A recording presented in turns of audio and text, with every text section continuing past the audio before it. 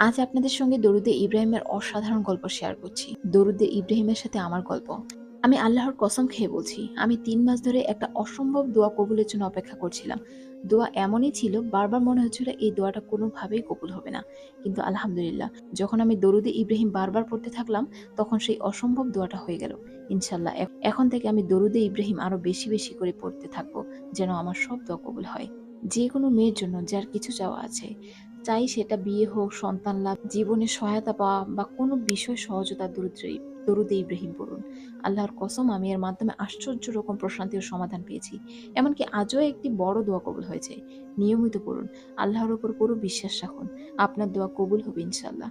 দোয়া করতে নিজেকে সীমাবদ্ধ করবেন না। আর দোয়া কবুলের সবচেয়ে বরকতময় সময় হলো আজান ও ইকামতের মাঝের সময়।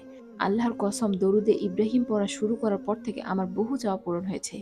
আপনিও খুব অল্প সময়ের মধ্যে নিজের দোয়াগুলো বাস্তবে রূপ নিতে পারবেন ইনশাআল্লাহ। সত্যি বলছি, দরুদে ইব্রাহিম এক অলৌকিক দোয়া। আমি যখন নিয়মিত দরুদে ইব্রাহিম পড়া শুরু করলাম, আমার ঈমান ও আল্লাহর প্রতি ভরসা ভয়ঙ্করভাবে বেড়ে গেল।